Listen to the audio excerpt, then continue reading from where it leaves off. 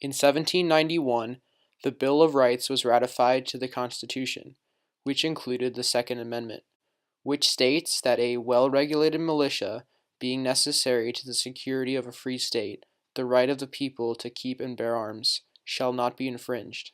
In 1934, the National Firearms Act, NFA, was passed, becoming the first gun control legislature to be enacted in U.S. history.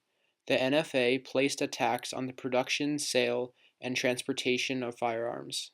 In 1938, the Federal Firearms Act, FFA, was passed, making guns only available to those with a federal firearms license, and restricting convicted felons from purchasing guns.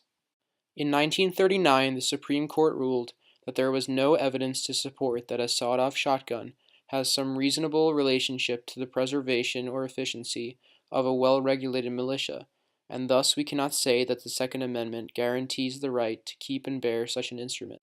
In 1968, the Gun Control Act, GCA, was passed, banning the import of guns with no sporting purpose, restricting the purchase of guns to those 21 or older, prohibiting felons and the mentally ill from purchasing guns, and requiring all guns to have a serial number. In 1986, the Firearm Owners Protection Act was passed, prohibiting a registry of gun dealer records and loosening regulations on the selling and transporting of ammunition. In 1993, the Brady Handgun Violence Prevention Act was passed, requiring the completion of background checks before a firearm is purchased. In 1994, the Public Safety and Recreational Firearms Use Protection Act was passed, banning the ability to manufacture, transfer, or possess a semi-automatic assault weapon and certain high-capacity ammunition magazines of more than 10 rounds. In 2003, the Tiahrt Amendment was passed, prohibiting the public release of data showing the location of where criminals purchase guns, and allowing only law enforcement or prosecutors to see this information. In 2005, the Protection of Lawful Commerce in Arms Act was passed, which served to prohibit causes of action against manufacturers, distributors, dealers, and importers of firearms or ammunition products, and their trade associations, for the harm solely caused by the criminal or unlawful misuse of firearm products or ammunition products by others when the product functioned as designed and intended. Firearms are placed in three broad categories: handguns, rifles, and shotguns. Rifles and shotguns are both classified as long guns. Firearms can be semi-automatic or fully automatic. Semi-automatic guns fire a single bullet for each pull of the trigger. Fully automatic guns fire several bullets with just one pull of the trigger. According to the Bureau of Alcohol, Tobacco, Firearms, and Explosives, ATF, a handgun is defined as a weapon originally designed, made, and intended to fire a projectile or bullet from one or more barrels when held in one hand. The ATF defines a rifle as a weapon designed and intended to be fired from the shoulder and to use the energy of the explosive in a fixed metallic cartridge to fire only a single projectile through a rifled bore for each single pull of the trigger. The ATF defines a shotgun as a weapon designed and intended to be fired from the shoulder and to use the energy of the explosive in a fixed shotgun shell to fire through a smooth bore either a number of ball shot or a single projectile for each single pull of the trigger. With a total of about 270 million guns owned, the U.S. is ranked first in international gun ownership rates with 88.8 guns per 100 people. Guns are the leading cause of death by both homicide and suicide, accounting for 66.6% of all homicides and 52.2% of all suicides. The gun control debate has been a political presence since the formation of the National Rifle Association, NRA. The NRA's initial focus was to teach Union soldiers marksmanship and instill better rifle skills. The first confrontation regarding gun control was when New York began to oppose the presence of NRA practice grounds in their state. The NRA ignored this opposition and continued to build new practice facilities in New York. Gun control has been an issue that has been battled on both sides of the argument, those supporting gun control and those supporting gun rights. Today, there are many gun control laws and regulations. Those who support gun control want more of these laws in place, while those who support gun rights want less of these in place. The gun control debate seems like it will never be entirely resolved, as it continues to be one of the most heated debates in the United States today. Gun control reform movements have been a presence ever since the beginning of the gun control debate. Although the ideology of supporters of gun control has changed over time, the initial ideal of opposing the liberal ownership of guns has remained the central driving force for gun control reform. Gun control movements have proved their importance as laws and regulations regarding gun control have been passed due to their actions. Their reform efforts are evident today through the complexity of state and federal laws regulating firearms.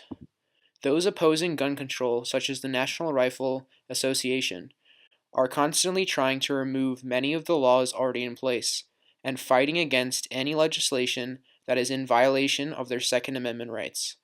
Gun reform movements are still very active today as they attempt to reduce crime rates through more strict restrictions on firearms.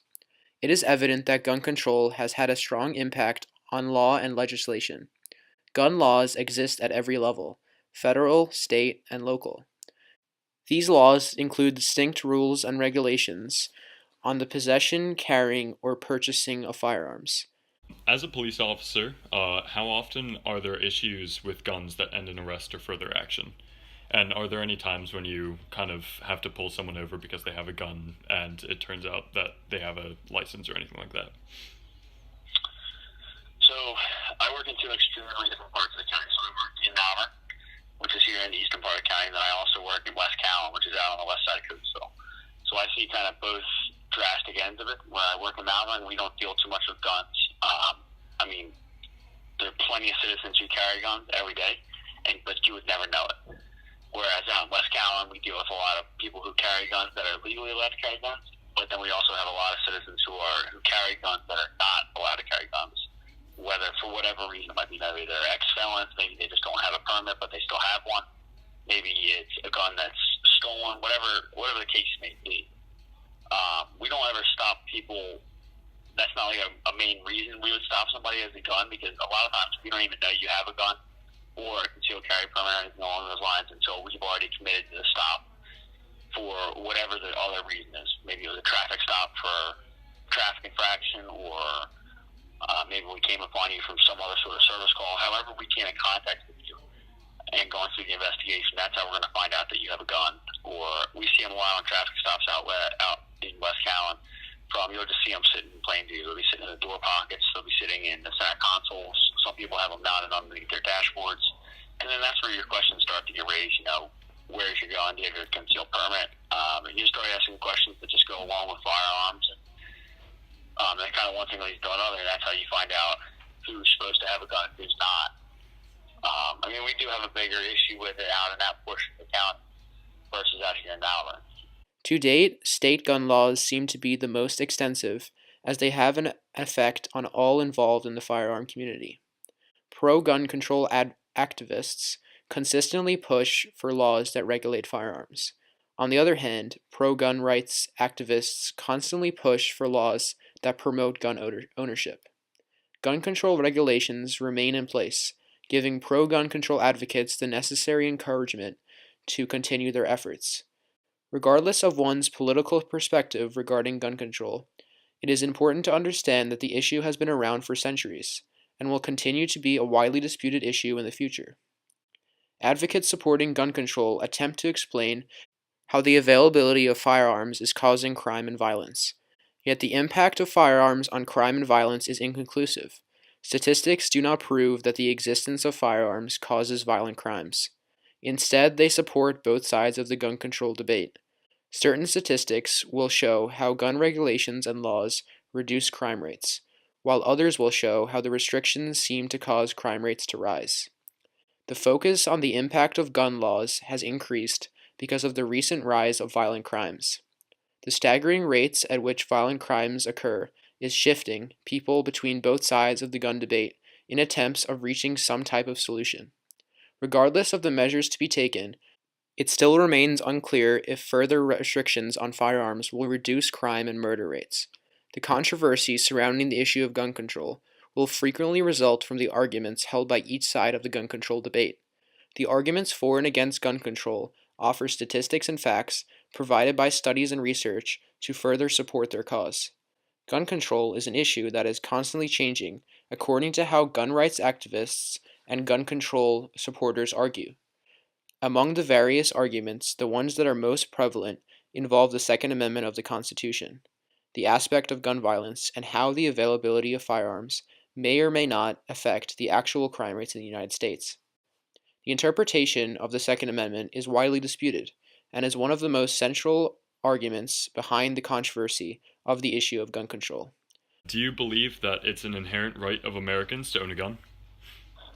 Yeah, I mean, I think the Second Amendment is definitely a right that citizens are entitled to, and I know everybody has different opinions on it, but I definitely feel it's something that if it's something you're interested in, you're comfortable doing, a gun in the right hand is not a bad thing, whereas obviously a gun in the wrong hands is a bad thing. Mm-hmm. But I do think it's a good right, and I think it's a personal choice that depending on who's carrying the gun, not everybody should be carrying guns, and I wholeheartedly believe that, but I think if it's your personal choice and you're comfortable carrying a gun, and it's something you're okay, you personally, to carry the gun, and I think, yeah, that's a good thing. The question of civil rights is also at the center of the gun control debate and has proven to be one of the most difficult to understand. The issue of gun violence has also been confronted, especially in recent times, due to tragedies such as the Columbine High School and Virginia Tech shootings. The issue of gun violence, specifically in the ages between 14 and 24, has become a growing concern for the United States government, as well as its people and society. The question of whether the rise of violent crimes is correlated with the availability of firearms is inconclusive. Gun rights activists and gun control advocates will continue to argue until a distinct course of action to be taken is decided regarding firearms. The main priority of gun control activists is to control the firearms in the United States. In order to accomplish this goal, anti-gun supporters must lobby at all governmental levels, including federal, state, and local, in order to establish their beliefs regarding firearms into law. The legislative priority behind gun control is to enact certain policies and regulations that restrict firearms with the overall purpose of reducing crime rates in the United States. Certain studies have shown that there is a direct correlation between the availability of firearms and crime rates, specifically crimes involving violence and firearms. Although some of these findings cannot be validated, firearm regulations have proven to be effective in some cases. By constantly pushing for increased regulation of firearms, gun control advocates have convinced some politicians and the government to support their cause. However, gun control policies will only be considered if they adhere to the Second Amendment and do not infringe upon civil liberties. If crime rates prove that firearm laws and regulations reduce crime, then support for gun control policy will continue to grow and gain further support from the government and the general public. Do you feel more at risk because of the possibility of more guns being on the street as opposed to if there were stricter gun laws or anything like that? Not really, because in the end of the day, if the criminal wants to get a gun, they're going to get a gun. I mean, it's just like drugs. Drugs are illegal, heroin's illegal, but heroin's one of the biggest epidemics running through the country right now. So, even if we put stricter gun laws on it and we lock that down, which, I think that it's definitely something that should look at. I'm not saying it needs stricter gun laws, but I definitely think it's something that everybody needs to look at and come to reality with. That, some things might be a little bit too lackadaisical to go about getting a gun. But in the end of the day, if the criminal wants to get a gun, they're going to get a gun. Just like they would drugs. If they want drugs, they're going to get a drug no matter if it's illegal or it's not. So, I think it's just something, especially from a law enforcement perspective, you just kind of always have to keep your head on a swivel. Something you got to keep an open mind towards. Any single situation, there's going to be a gun present. Because anytime a cop shows up, there's at least one gun present. Cities with high crime rates throughout the United States are enforcing stricter laws in hopes of reducing crime. Gun control is often one of the first methods considered by cities and large urban areas as a way to help stop crime. Two cities that have applied gun control in the United States at more strict levels than federal and state levels are Los Angeles and Washington, D.C. Los Angeles is known for having a problem with gang and gun violence for the past several decades, and Washington, D.C. is known for being one of the cities with the most homicides and murders since the late 1980s. By enforcing stricter firearm laws and regulations, these cities hope to remove and stop guns from being acquired by criminals and those deemed ineligible to own or possess firearms. Though the correlation between the effectiveness of gun control and gun crime rates is inconclusive, crime rates have lowered since the institution of strict gun laws.